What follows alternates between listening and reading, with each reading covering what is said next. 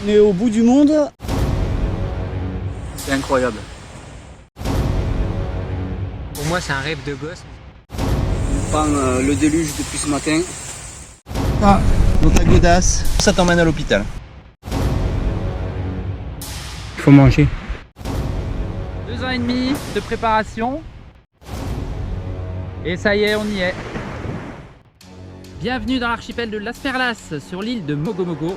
Je me trouve actuellement au sud du Panama. C'est dans ce décor de rêve, mais inhospitalier et hostile, que 5 aventuriers vont vivre l'expérience de leur vie. Qu'ils soient informaticiens, patrons d'un escape game, charpentiers, professionnels de la survie ou encadrants sociopédagogiques, ils viennent se mesurer à la nature et surtout à eux-mêmes. Avec un matériel réduit, ils vont devoir survivre ensemble pendant 24 jours en totale autonomie. Bienvenue dans Highlanders, ceci n'est pas de la télé, c'est de l'internet.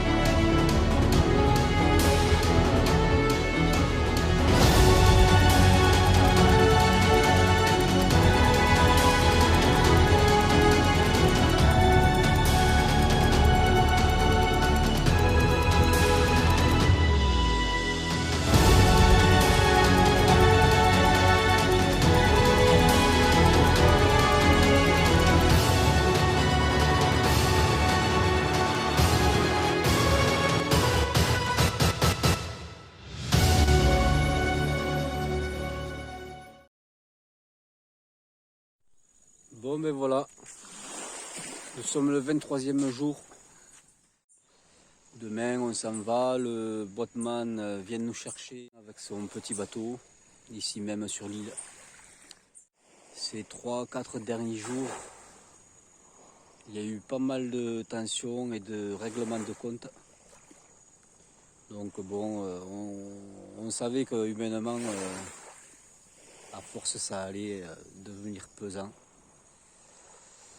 Ben, c'est arrivé, c'est un peu dommage, mais ça fait partie de l'aventure, on s'y attendait tous plus ou moins. Donc en fait c'est un peu pour ça que j'ai pas fait de vidéo aussi ces derniers jours, parce que ben, c'était tendu et j'avais pas spécialement le cœur à ça, parce que ben, du coup ça a touché un peu tout le groupe. Je pense que ça va se tasser un petit peu, mais bon,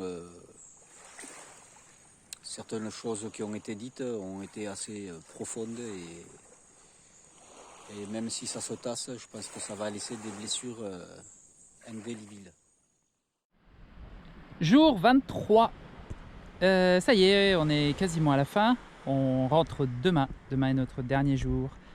Alors aujourd'hui, c'est l'heure du bilan. Je vais faire le tour un petit peu avec mes camarades pour voir un peu qu'est-ce qu'ils ont retenu globalement de toute cette expérience. Et on va commencer avec Anto. Au début de l'aventure, j'ai commencé, j'étais celui qui connaissait vraiment de loin le moins en survie. D'ailleurs, Robin il m'a même dit, je m'attaque direct au high level. J'ai pas commencé, moi j'ai jamais fait de stage, tout ça. Je suis vraiment venu les mains dans les poches. Pas trop de matos, juste ce qui était demandé. Donc pour moi c'était compliqué quoi, parce qu'il a fallu direct que je m'adapte un peu aux autres quoi. Pas non plus à ceux qui avaient le haut niveau, parce qu'eux ils ont l'habitude de faire ce genre de choses. Mais pour moi c'était vraiment le début quoi. Un rêve de gosse quoi. Sinon, qu'est-ce que j'ai aimé dans cette aventure? Les épreuves, c'est le truc que j'ai aimé le plus. Ou l'orientation, j'ai gagné, que ça me tenait vraiment à cœur. Sinon, les difficultés que j'ai rencontrées dans l'aventure, déjà c'est le manque des proches. Pourtant, moi je suis pas trop du tout sentimental. J'ai toujours à chaque fois, même quand on regarde Koh Lanta, on voit qu'ils ont les lettres des proches, des trucs comme ça. Et je me dis, mais je comprends pas tout ça, je dis ils doivent en rajouter. En fin de compte, quand ça fait presque un mois qu'on voit pas ses proches, tout de suite on comprend les choses, quoi. On comprend qu'on aime ses proches. Pour moi c'était vraiment la difficulté à surmonter. Bon, après j'ai eu aussi pas mal de coups de mou, d'énergie. Moi je mange pas mal de sucre lent, les pâtes, beaucoup de viande. Et là pour moi c'était vraiment le régime, quoi. C'est du riz, des lentilles, du poisson, et encore, riz, lentilles, c'est vraiment en petite quantité. Heureusement qu'il y avait la pêche, un truc que j'ai kiffé dans l'aventure. Du coup, moi qui aime bien le poisson, ça a bien rattrapé pour m'alimenter. Et du coup, je pense que j'ai perdu pas mal de ventre d'avoir mangé si peu pendant un mois. En tout cas, je suis fier de moi, parce que j'ai réussi à aller au bout de l'aventure, malgré tous ceux qui pensaient, tous ceux qui font de la survie, qui disaient qu'on tiendra entre 9 et 13 jours. Et d'arriver au bout comme ça, pour moi c'est une fierté, quoi. Après je pense que je le ferai qu'une fois parce que c'était pas facile comme on pourrait croire, mais j'ai réalisé un rêve de gosse, quoi. Donc encore merci à toi Cédric. Donc ça fait une chose dans ma vie que j'aurais fait, que je parlais, mais je pensais pas qu'un jour je l'aurais fait. Première chose moi, que je voudrais souligner à propos de cet endroit, c'est l'endroit lui-même. Donc c'est un gros coup de chance qu'on a eu parce qu'au départ on devait partir aux Philippines et puis la situation Covid étant ce qu'elle est avec le variant indien, etc. On a dû improviser et changer de destination. Et un peu par le hasard des rencontres internet et notre rencontre avec Philippe, on a eu la chance de pouvoir transférer ce projet sur lequel tu bossais depuis presque 3 ans sur cette zone, donc l'archipel des Perles dans le golfe de Panama, que je trouve absolument magnifique. Voilà, donc moi je suis très heureux d'être venu ici, c'est un véritable coup de cœur. Les forêts sont très belles, les plages sont magnifiques, la mer est pleine de richesses. Et puis voilà, ça fait envie de revenir. La culture, aussi bien les Mbera qu'on a croisés dès notre arrivée que la culture urbaine, en fait, moi ça me donne envie de passer plus de temps, peut-être moins sur une île, mais un peu plus en dehors des îles. Et voilà, revenir à Panama, donc c'est quelque chose que je sais que je vais faire maintenant. C'est la première fois que je viens, mais clairement pas la dernière. Voilà, dans les points difficiles, il y en a 2, on va dire, c'est le choix de la date et la question de la temporalité, de la durée. Donc le choix de la date, on en a longuement discuté, c'était un peu censé être le pire moment de l'année pour venir, parce que saison humide, parce que tempête tropicale, parce que chitras et moustiques, etc. Bon, finalement, ça n'a pas été aussi affreux qu'on a pu l'imaginer. Les tempêtes n'ont pas été terribles, on a eu une petite moyenne tempête tropicale et quelques averses. Donc finalement, le choix de la date, qui aurait pu être un gros souci pour toute l'expédition, n'a pas été si terrible que ça. En dehors du fait que ça reste quand même la saison humide, que donc on a été dévoré par les chitras et les moustiques, certains plus que d'autres, et pour certains ça a été plus difficile que d'autres aussi vis-à-vis du fait de gratter là où c'est des manges, etc. Voilà, moi je me plains pas trop, j'ai été beaucoup piqué au début, et puis après progressivement de moins en moins, et puis comme je gratte pas trop, ça va. Et puis donc le deuxième point noir que j'évoquais, c'est la question de la durée. Donc ça je l'avais dit, 1 mois c'est très long pour avoir fait pas mal d'expéditions de 1 semaine, 2 semaines, 3 semaines. Je vois bien en fait la différence qu'il y a entre partir entre potes un week-end et partir comme ça en équipe pendant 1 mois. Et donc encore une fois ça s'est plutôt bien mis au début, de manière assez surprenante en fait, puisque finalement même si les premières tensions sont apparues qu'au bout de 3-4 jours, autour de, comme d'habitude, les corvées, qui fait la vaisselle autant que les autres, qui fait à manger autant que les autres, qui va chercher tant de bois, etc., etc. Ça c'est les grands classiques de la vie sur le camp. On regarde combien les autres mangent, combien ils portent, etc. Donc voilà, les tensions sont apparues très rapidement, mais elles ont mis très longtemps à se cristalliser, puisqu'en fait le premier vrai clash a eu lieu que le jour 21. Sur 24 jours, c'est très tard. Donc bon, du coup, quand ça arrive très tôt, généralement entre 9 et 12 jours on va dire, après on peut le retaper, parce qu'on sait que voilà, on a fait à peine la moitié, et donc ça va se reprendre. Là du coup qu'on était vers la fin, ça s'est pas vraiment retapé. Donc le groupe part un peu, s'éclate un peu du coup sur le final là. Je pense que ouais, si on avait pu tous les 5 rester dans l'optique en fait, voilà, du point de départ, se dire ouais, bah, ça va nous rapprocher, ça va nous souder, etc. Et créer des liens pour la vie. Je pense que ce sera le cas pour certains d'entre nous. Pour d'autres, ils ont l'air d'être partis pour plutôt se dire qu'ils vont plus jamais se revoir et que ça va leur faire des vacances. Donc il y en a qui ont atteint leur point de rupture. Voilà, ça c'est un des effets de... On part longtemps. Parce que ouais, 24 jours dans une communauté fermée comme ça, c'est très long. On l'a vu d'ailleurs les 2 fois où il y a des gens qui sont passés, en fait tout de suite c'était une bouffée d'air, des voyageurs là qui se posent sur notre plage. Et puis tout le monde était très emballé par le fait de parler 5 minutes avec des gens de passage. Parce que voilà, quand on vit les uns sur les autres, et on ne s'est pas accordé beaucoup de temps d'ailleurs, ni on va dire entre nous de manière informelle, puisque nos temps de retrouvailles étaient toujours soit autour des corvées, soit autour de la thématique jeu type Koh-Lanta. Donc on s'est retrouvés pour les veillées, on s'est retrouvés pour les épreuves, on s'est retrouvés pour faire à manger, etc. Mais on n'a pas pris le pli, ce qui était un peu dommage, de se retrouver pour des moments fun, détente, etc. J'ai cru que ça allait être le cas au tout début, parce qu'une fois ou deux on a fait des baignades et c'était sympa les premiers soirs. Et puis après on a été pris dans le truc de mais la pluie arrive, il faut s'occuper du camp et on n'a pas assez de bois, etc. Finalement on s'est un peu laissé déborder par les corvées. Et du coup on a tout de suite laissé tomber ce truc là. Et je pense que l'esprit d'équipe en a pâti.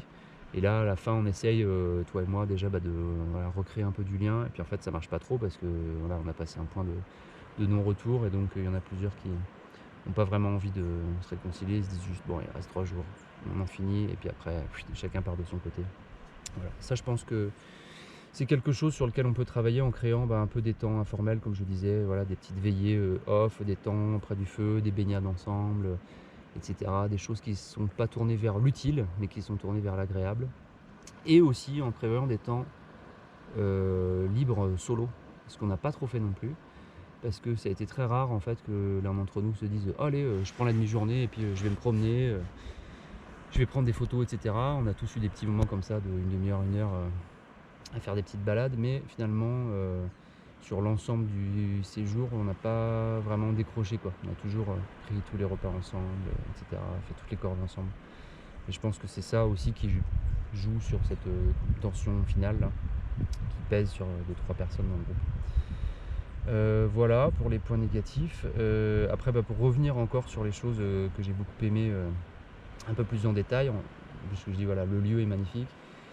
Mais il faut le souligner parce que c'est pas forcément des choses qui passent à la caméra. Voilà, là je me tourne, en fait je vois 2 frégates qui passent. Il y en a une juste au-dessus là des arbres, il y en a une autre là-bas. Là-bas il y a un urubu à tête noire. Et puis voilà, ça c'est ce qu'on croise là. Il y a des iguanes tout le long de la plage, tous les jours. On est en colocation avec une foultitude de bernards l'ermite. Les crabes de terre, crabes de mer, les oiseaux, des colibris, les huîtriers qui passent tous les soirs, le cri du héron tigré, l'ibis blanc, les aigrettes, voilà, toute cette... Et puis bien entendu la faune marine aussi, quoi. Donc on a vu plusieurs types de raies, tortues, requins bulldog, requins pointe blanche, tout un tas de poissons multicolores, tellement de poissons dont on ne connaît pas les noms. Et puis voilà tout l'habitat, le corail, etc. Donc c'est un endroit qui est vraiment magnifique. Je ne sais pas si les caméras, les photos, etc. auront la finesse en fait de rendre ça, mais voilà, moi je le souligne pour les gens qui au moins regarderont cette petite partie interview. C'est un endroit qui vaut la peine de venir voir de près. Et c'est toujours plus beau en vrai qu'en image. Salut tout le monde, voilà, c'est la fin. Demain on prend le bateau, on part direction Panama City. Que dire de cette aventure folle? Déjà, je viens de le dire, elle est folle. Elle est folle, plein de moments intenses dans tous les sens, d'expériences de vie, de mise en pratique de certaines choses, un kiff. Et là encore, pour vous dire, là je suis encore sur l'île avec une belle mangrove derrière. Je pense que dans 2-3 jours, même demain, même quand on va prendre le bateau ou quoi, il va y avoir une grosse nostalgie de ça, en se disant ça, gars, tu l'as vécu et tu ne le vivras plus jamais. C'est un fait, c'est quelque chose de dingue ce qu'on a vécu, autant humainement parlant. C'est fort parce qu'on dépend les uns des autres. Les moments de tension font partie du truc parce que de toute façon 24 jours sur une île avec 5 personnes, dont un que je connaissais très très peu. Les autres, bon, je savais que ça allait bien se passer parce que les tempéraments allaient bien. Ben, c'est quelque chose, hein, c'est quelque chose. Donc, je regrette rien. Je regrette rien. Je suis très très content d'avoir fait cette aventure. J'ai eu tellement de moments magnifiques que je voulais d'ailleurs, toi qui es derrière la caméra, Cédric, mon ami, ça me fait un peu d'émotion. Je laisse passer un peu. Ça va paraître cucu, hein, mais vraiment, merci. Plein. Je laisse passer. Vas-y, lâche tout, mon copain. Bah non, je lâche pas. Mais merci beaucoup. Tu m'as fait vivre un truc. Tu sais, j'ai un rêve. J'en en vivre énormément. Donc c'est cool. C'est cool, c'est cool. Et je conseille à toutes les personnes qui regardent cette vidéo, si vous avez un rêve dans la vie, lâchez pas, faites-le. Allez jusqu'au bout. Quand vous avez une opportunité comme celle qui s'est présentée à moi, que je devais refuser sous tellement d'aspects, et que j'ai accepté grâce à ma petite femme qui m'a dit qu'il fallait que je le fasse, grâce à mon poteau qui en a mis des tonnes pour que je vienne, et grâce aussi à mon envie aussi, hein, parce que voilà. Mais j'avais tellement de choses, je dois monter mon escape, j'ai les finances, tout ça, beaucoup de choses qui faisaient que je pouvais pas venir, et malgré tout je suis là, et jamais je regretterai. Il pourrait se passer quoi que ce soit, par exemple, imagine il se passe quoi que ce soit entre toi et moi, je regretterai vraiment pas. Vraiment pas, c'est un truc de fou, tu m'as fait... J'ai que ce mot dans la bouche, mais c'est vrai, un truc de fou. Qui va sur une île pendant 24 jours pour vivre ce genre de truc avec des conditions... Alors pareil, on était censé avoir des conditions de tempête, de trucs de choses.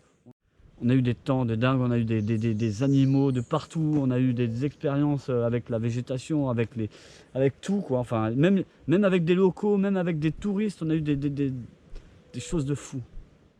Donc beaucoup de choses sur cette île, beaucoup de choses. D'ailleurs aussi les chytras. Donc, vous voyez, j'allais dire une chose. Je te laisse montrer un petit peu toutes ces piqûres. Regarde sur l'autre bras aussi, c'est magnifique. Donc voilà. Donc j'allais dire, ils vont pas me manquer, mais quelque part si, parce qu'ils font partie de l'expérience. Donc tout ça cumulé, montrer qu'on peut aller jusqu'au bout, malgré tous les dires de toutes les personnes qui croyaient pas en nous, qui croyaient pas en cette expérience, eh ben on y est allé. Donc tout est possible et vraiment, je vous invite encore une fois, si vous avez un rêve dans la vie, allez jusqu'au bout. Lâchez rien, même si vous ne le réalisez pas parce que d'autres personnes décident pour vous, au moins vous aurez fait tout ce qu'il faut pour y arriver. Et ça, c'est la base pour moi. Et voilà, ce sera mon mot de la fin. Merci à tous, vivez vos rêves. Tout m'a plu en fait. Les couleurs, les odeurs, les balades. Après, quelque part, je m'attendais à une aventure un peu plus difficile, peut-être un peu plus proche de la survie, entre guillemets. En tout cas, c'est l'idée que je m'en faisais. Mais voilà, c'est quand même des expériences uniques, quoi qu'il en soit. Ça reste fabuleux, magique. On va tous repartir avec des images plein la tête. Et des souvenirs évidemment qui vont rester pour de très très longs moments, en plus des images qu'on a pu tirer sur nos appareils vidéo et photos. J'ai passé de bons moments avec quasiment tout le monde. On a été quand même pas mal dans le partage, dans l'échange, donc c'était aussi l'objectif de cette aventure. Ce que je regrette un peu, c'est qu'il y ait eu un peu trop à mon goût, surtout que j'étais pas vraiment, j'avais pas vu ça comme ça, j'avais pas compris ça comme ça. Je sais pas si c'est moi qui ai mal compris ou si ça a été mal exprimé, mais voilà, le petit côté Koh-Lanta un peu excessif, je m'en serais quand même largement passé. Au profit d'ateliers plus ateliers même approfondis de formation, plus dans le sens survie, filtrer, purifier, voilà, se débrouiller avec ce qu'on trouve sur les plages. Donc ça est, au détriment de tout ça, bon, on a fait du Koh-Lanta, mais quoi qu'il en soit, moi, j'ai profité au mieux de ce que j'avais envie de faire. Après, on m'a reproché aussi d'être un peu perso. En fait, ça n'a pas été dit comme ça, mais de vouloir faire les choses dans mon coin. Moi, c'est pas l'impression que j'ai eue. Alors peut-être que ça s'est passé comme ça, mais si ça s'est passé comme ça, c'est parce qu'il y en a qui l'ont joué vraiment Koh-Lanta sans se poser la question de savoir si moi, ça me plaisait ou pas. Ça a été imposé. Donc moi, au bout d'un moment, j'ai pris la distance nécessaire pour vivre les choses qui me paraissaient essentielles pour moi, ce pourquoi je suis venu. Parce que bon, Koh-Lanta, bon, c'est pas un secret, hein, toi Cédric tu le sais, tout le monde le sait depuis maintenant longtemps, je m'en tape les fesses par terre, pour être clair et net, quoi. Si je l'ai fait, c'est pour participer au groupe et être dans la même motivation, entre guillemets. Mis à part ça, j'avais quand même envie de faire des choses pour lesquelles j'étais venu, ce qui a peut-être donné le sentiment à certains comme quoi j'avais été un peu personnel et que je voulais faire ce qui me plaisait, quoi. Alors c'est vrai, mais c'est pas forcément totalement c'est pas totalement faux, mais c'est pas totalement vrai non plus, parce que s'il y avait eu un échange des idées dès le départ, ça ne serait peut-être pas arrivé à ce stade-là aussi rapidement, quoi. Mais le tout étant fait, le recul que je prends dessus, la conclusion que j'en tire, si c'était à refaire, je le referais exactement de la même façon. Avec peut-être le recul que j'ai aujourd'hui de me dire, bon, tu vas peut-être moins jouer les choses survie, de façon à ce qu'il y ait moins de tensions qui puissent monter de fil en aiguille, de façon à montrer qu'en fait je ne suis pas quelqu'un de personnel. Voilà quoi. Donc voilà. Le mot de la fin c'est merci Cédric. Quelle aventure mes amis, et tellement de choses à dire dessus pour en faire un bilan le plus complet possible. Alors j'ai peut-être un regard un peu différent de mes camarades sur ce projet Highlanders, puisque en fait dans quelques jours, ça fera exactement 3 ans que j'ai commencé à travailler dessus avant qu'il puisse voir le jour. Donc j'ai envie de le prendre selon 2 axes, en fait, les choses qui se sont passées un peu comme je l'avais imaginé, et les choses qui ne se sont pas du tout passées comme je l'avais imaginé. Alors pour commencer par ce qui ne s'est pas passé comme je l'avais imaginé, eh bien en fait c'est essentiellement le facteur humain et relations humaines. Ce qui est plutôt évident puisque c'est quelque chose qui est fatalement très difficile à anticiper et à imaginer.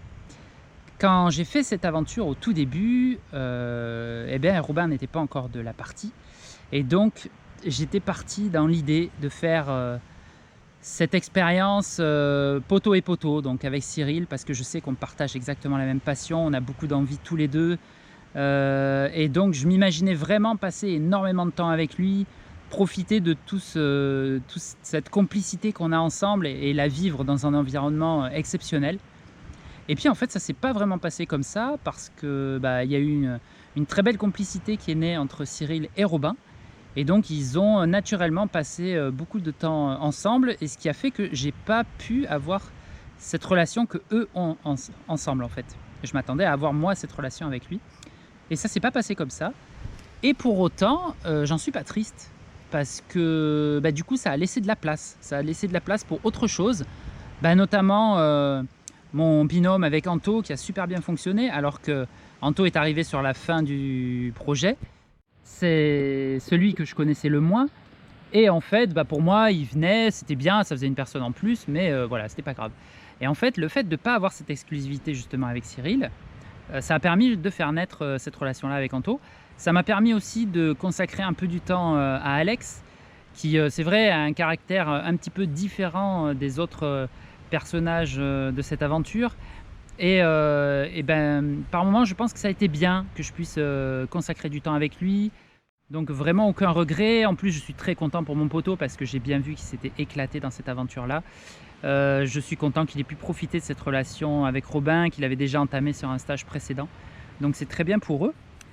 Et donc je parlais de Robin qui n'était pas sur le projet au départ, il est arrivé par la suite, et quand je lui ai proposé de faire cette expérience là, je me suis dit voilà, c'est un gars, j'ai un bon feeling avec lui, je pense qu'on a des points communs. Et pareil, je me suis vraiment imaginé, un peu comme à Koh-Lanta, on les voit toujours sortir de leur expérience et dire c'était tellement énorme, j'étais pas venu pour me faire des amis, maintenant c'est comme ma famille, etc. Et donc je m'attendais un peu à ça avec Robin aussi.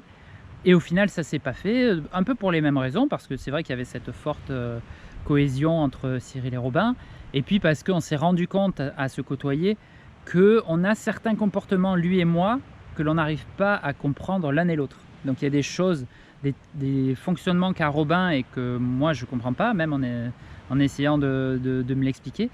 Moi j'ai des comportements que lui aussi a du mal à comprendre, et ce qui a fait que on garde, je pense, globalement une bonne image l'un de l'autre. J'espère en tout cas, Robin, que l'image que tu as de moi est plus bonne que pas bonne. En tout cas, moi, je garde une très bonne image de toi. Mais c'est vrai que j'ai pas eu cette grosse affinité, ce gros coup de cœur auquel je m'attendais. Donc voilà, ça, c'est vraiment les choses qui se sont pas vraiment passées comme je l'imaginais. Maintenant, les choses qui se sont passées comme je l'imaginais, c'est ma découverte. Ma découverte de la survie, mais vraiment la vraie survie, hein, un peu plus que les simples stages que j'avais fait avant, qui étaient très bien pour une initiation. Je renie absolument pas ces moments que j'ai vécu. D'ailleurs, c'est ces stages-là qui m'ont donné l'envie de faire plus. Mais là, c'est vrai qu'on est vraiment passé à une étape supérieure. J'ai appris énormément de choses que j'avais envie d'apprendre. J'ai appris à faire du harpon dans l'eau. L'eau, c'est pas forcément mon élément. J'ai appris tout un tas de petits détails tout simple, hein, mais respirer avec un tuba. Je ne l'avais jamais fait, et pour moi, qui ai tendance à intellectualiser beaucoup les choses, le simple fait de respirer en ayant la tête dans l'eau, au départ, c'était un vrai blocage. Donc j'ai réussi à passer ça grâce à mon poteau Cyril qui m'a donné plein d'astuces pour ça. J'ai appris à gérer mon masque, j'ai appris à gérer ma respiration, j'ai appris à chasser, parce qu'au début, c'était vraiment pas gagné, hein. Les poissons, je les touchais pas, les gros, je les faisais jamais parce que je tirais trop loin, etc. Et sur la fin, je me suis vraiment vu progresser. J'ai appris, grâce à Robin et à Alexandre aussi, à gérer un feu. Et en fait, beaucoup de gens se disent « Oui, en survie, le must, c'est de savoir faire du feu, etc. » Ouais, moi aussi, j'ai déjà fait du feu avec l'archer, j'ai déjà fait du feu avec un fire steel, etc. Mais en vrai, la vraie difficulté, c'est de gérer le feu. Une fois que tu l'as, il faut arriver à l'alimenter, pas trop peu. Il faut gérer le feu la nuit, il faut gérer le feu quand il y a du vent, il faut gérer le feu quand il y a de la pluie, il faut gérer le feu la nuit quand il y a du vent et quand il y a de la pluie, les trois en même temps. C'est vraiment un truc très compliqué et très technique. Donc ça, j'ai beaucoup progressé. Ça m'a fait vraiment plaisir. J'ai appris à ouvrir des cocos à la panaméenne, donc ça, c'était chouette. J'ai aussi appris beaucoup sur mon mental. Il y a des choses qui m'ont vraiment surpris. Par exemple, je suis un très gros dormeur et quand je dors pas assez, j'ai un caractère de cochon, il vaut mieux pas me parler. Et en fait, là, ça fait 3 semaines et demie qu'en gros, je dors quelque chose comme 3 à 5 heures par nuit à peu près, là où d'habitude, j'en dors entre 8 et 10. Et en fait, j'ai été très surpris d'arriver, alors bon, je me suis un peu conditionné aussi, je fais des efforts, mais je me suis rendu compte que j'arrivais quand même à gérer mes relations humaines avec les autres malgré ce manque de sommeil. Alors bien sûr, je suis à 2 à l'heure. Moi qui ai tendance à me disperser un petit peu, je me disperse encore plus qu'avant. Je fais tomber des trucs, machin. Mais en attendant, j'ai très peu eu soit de coups de blues, soit des coups de gueule ou des coups de sang. Et j'ai réussi à chaque fois à relativiser et à prendre un petit peu sur moi. Et donc ça, j'ai été très surpris là-dessus. J'ai aussi beaucoup été surpris sur ma capacité à résister aux piqûres de moustiques, les chytras, les puces des sables, les taons. On se fait piquer tout le temps ici. Il n'y a aucun endroit où on a du repos. Même dans l'eau, qui est l'endroit où on arrive à avoir le moins de soucis, on arrive encore à se faire piquer par des filaments de méduses qui traînent par là. Donc voilà, c'est quand même un environnement assez hostile. Et on galère pour de vrai. Et donc voilà, d'arriver à supporter ça pendant 3 semaines et demie, c'est vraiment quelque chose qui te rend plus fort, je pense. Et puis supporter la chaleur et l'humidité, c'est très compliqué ici aussi. Alors moi, je l'ai plutôt bien supporté la journée. C'est ce qui a fait notamment que pour moi, les pluies n'ont pas vraiment été un problème parce qu'elles sont tellement chaudes au final que ça me permettait de me décrasser un peu de l'eau salée, ça rafraîchissait, etc.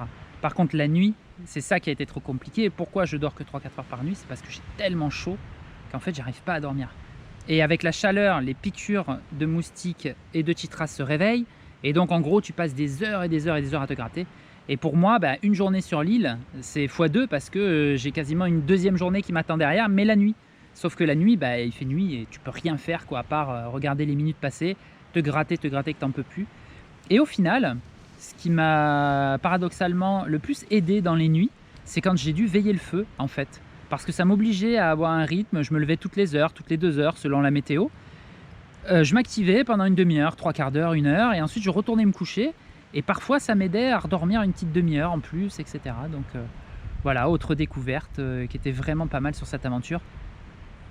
Pour faire vraiment un petit bilan final, je suis tellement content d'avoir réussi à arriver au bout. C'est un rêve que j'ai depuis plus de 15 ans. Et puis je suis content qu'à 40 ans, j'ai pris cette décision-là de me dire, bon maintenant ton rêve, il est temps que ça devienne réalité. Je suis tellement content d'avoir pu trouver une équipe pour m'accompagner aussi, venir avec moi. Même si on a tous eu des objectifs ou des attentes différents et des points de satisfaction ou d'insatisfaction différents, je pense qu'on a tous une base de bons souvenirs sur cette expérience et c'est vraiment le plus important. Voilà, donc si vous aussi vous avez ce rêve, sachez que c'est possible. Vous pouvez le faire, ça prend du temps, ça prend de l'énergie beaucoup, ça prend de l'argent malheureusement aussi, mais lancez-vous si vous rêvez de faire cette aventure, il y a des moyens de le faire.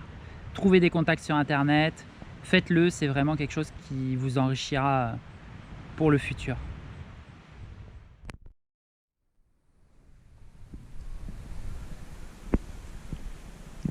Bon app, gros. Bon app.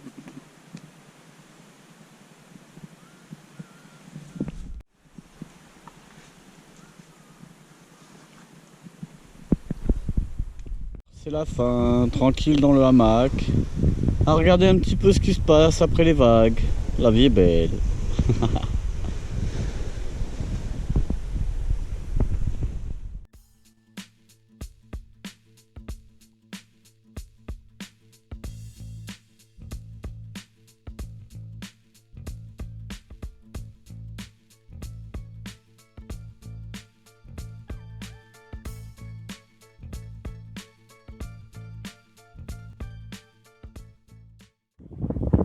De retour catastrophe sur notre plage, parce que bon, c'est vrai dans les interviews on dit on a eu de la chance, il n'y a pas trop de pluie, blablabla. Là on a un espèce de gros morceau d'orage qui a l'air d'arriver. Là ça souffle à mort. Ça sent un peu la tempête, alors on espère une petite tempête tropicale, histoire d'avoir quand même quelques fringues sèches pour partir demain. Mais du coup on est vite revenu sur le camp pour refixer les tarpes, planquer les vêtements. Il y a un vent de dingue. Vous nous entendez là où vous êtes? Non, moi je t'attends pas. Ouais. Donc voilà, on va vite finir d'essayer de sécuriser notre camp pour la nuit, pour qu'on puisse dormir au sec. Oh oui. Allez, go! Dernière soirée ici au coin du feu sur Mogo Mogo. On l'a allumé dès le premier jour en environ entre 30 et 45 minutes. On n'a pas regardé. Ça fait 23 jours qu'il brûle, qu'on veille sur lui nuit et jour. Pour moi ce soir c'est la dernière veillée. Et demain, donc on sera le 24e jour. On l'éteindra avant de partir.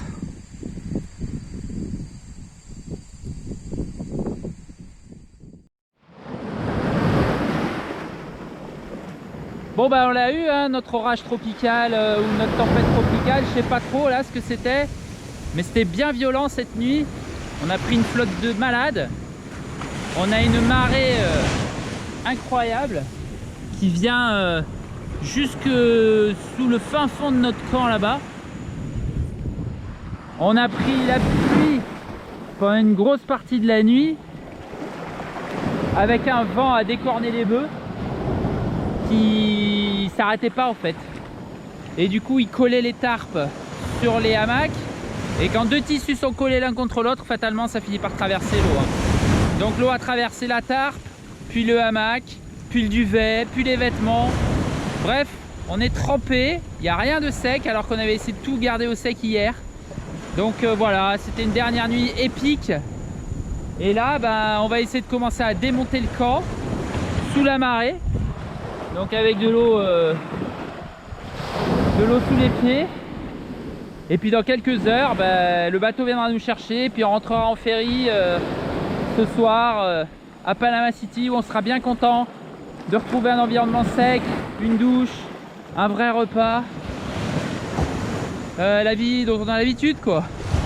Allez, on va démonter tout ça. Et voilà, le bâton est fini. Nathan, Aaron, Nola et ma petite femme, Sandra. Avec le nombre de jours, 5, 10, 15, 20, 24 jours. Et voilà, on est à la fin de l'aventure.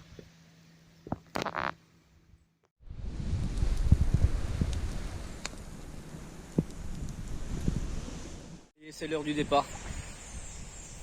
Une belle aventure qui s'achève. Et voilà, c'est la fin du jeu. Donc je vais éteindre le feu. Et puis après, le boatman va pas tarder à arriver pour nous ramener à Contadora et de Contadora à Panama City.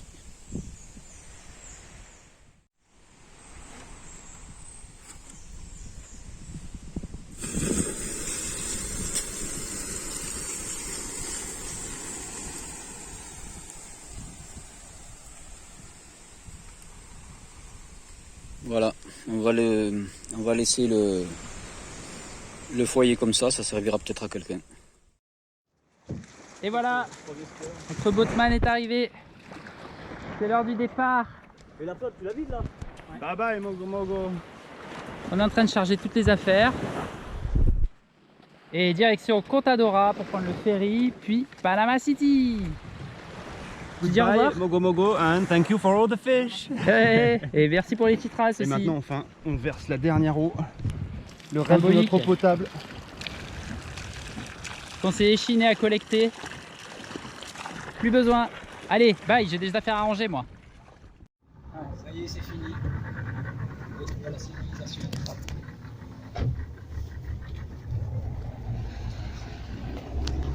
Merde. C'est fou, c'est fou.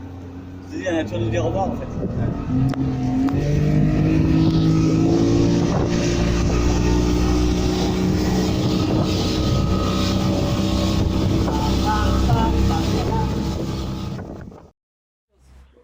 Et nous voilà arrivés sur Contadora. Et donc, mon premier repas depuis l'île. Je me suis trouvé dans une petite boutique, une grosse boîte de fruits. Ça va être bien ça pour le sucre. Et puis j'avoue, je kiffe le salé, donc j'ai pris un paquet de chips. Et là maintenant, ça va être le régal. Alors sur les conseils de mon poteau, Cyril, qui a commandé un cocktail sans alcool et qui m'a fait goûter, j'ai pris ça en plus pour agrémenter mon petit premier repas. Un cocktail d'ananas. Alors je mange jamais d'ananas à la maison, pour des raisons écologiques et puis parce que de toute façon les ananas de chez nous sont quand même pas assez exceptionnels que ça. Surtout quand on voit l'ananas que nous avaient apporté les touristes sur l'île, il est bon quoi. Et donc là c'est fait avec de l'ananas d'ici. Il y a de la glace pilée dedans. Il y a quoi d'autre dedans, tu sais pas? Du citron. Du citron. C'est ce que j'ai vu mettre. Et c'est tellement bon. Oh là là, c'est une tuerie.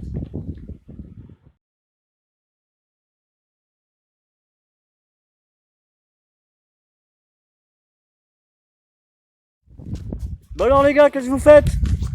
C'est les déchets qu'on a collectés sur Mogo Mogo. Ouais. Il y a un petit centre de tri juste à côté là. Ok. En attendant le ferry, on va déposer les poubelles et trier les déchets. Ok.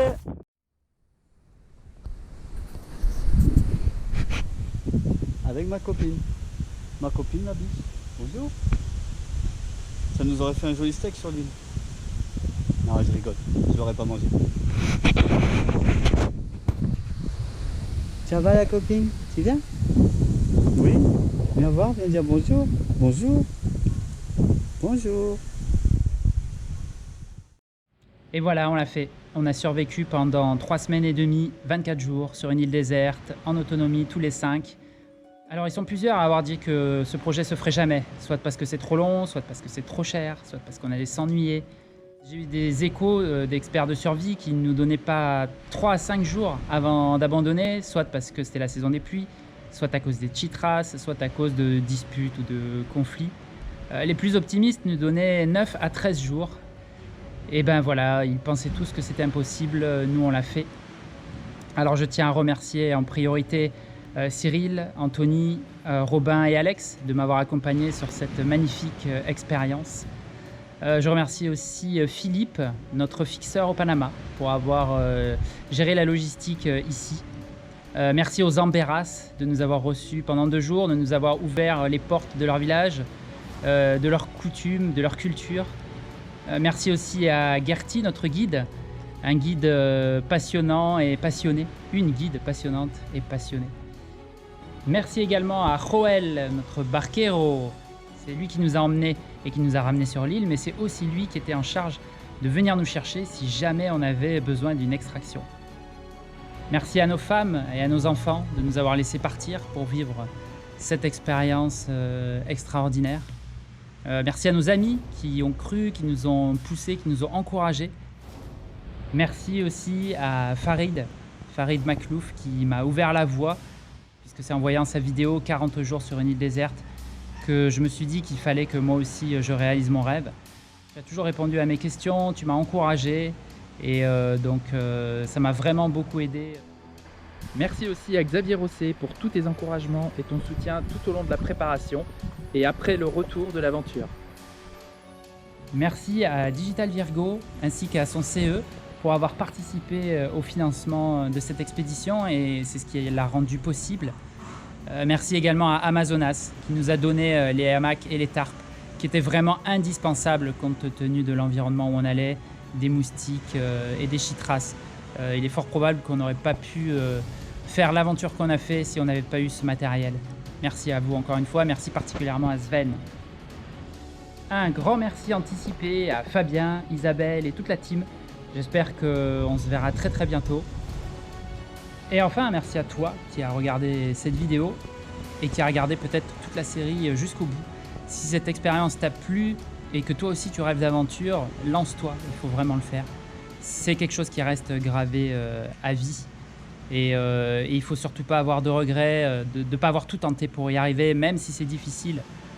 Moi, ça m'a pris 3 ans de bout en bout entre le moment où j'ai commencé à organiser le projet et le moment où il se termine maintenant. Bon, il se trouve qu'il y a eu le Covid aussi au milieu, hein, ça a rallongé un peu les délais, mais voilà, il faut savoir que c'est un chemin pas facile, mais avec la motivation et un peu de soutien, c'est possible. Donc voilà, c'est la fin du projet Highlanders. J'espère que cela vous aura plu autant que ce que ça nous a plu à nous. Et n'oubliez pas, ce n'est pas de la télé, c'est de l'Internet.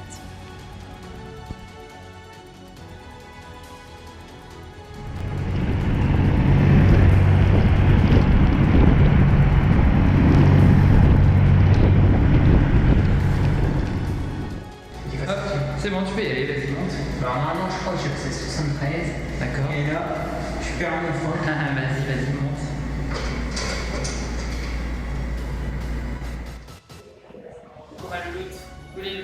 Voilà, oubliez que je me rase, je suis allé au meilleur endroit où on peut se faire raser pour être le plus doux possible. Je vous aime, bisous.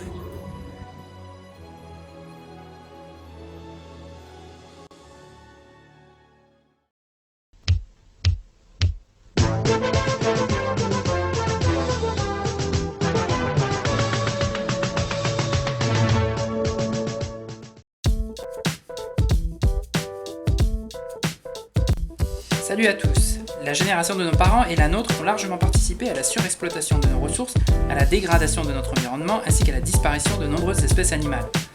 On ne sauvera pas la planète tout seul. Nous avons besoin les uns des autres et surtout, nous avons besoin de nos enfants. Si l'on veut que le changement soit durable, nous devons les sensibiliser à une autre façon de vivre. Observer et respecter l'environnement, la nature, les plantes, les animaux. Mais aussi les objets du quotidien. Ne pas les dégrader, ne pas les polluer. Éviter de gaspiller l'eau, la nourriture, l'énergie. Prendre conscience de ce que notre mode de vie a comme impact sur ce qu'il y a autour de nous. Bien se nourrir, choisir des aliments sains, éviter le glucose, manger des fruits et des légumes locaux et de saison.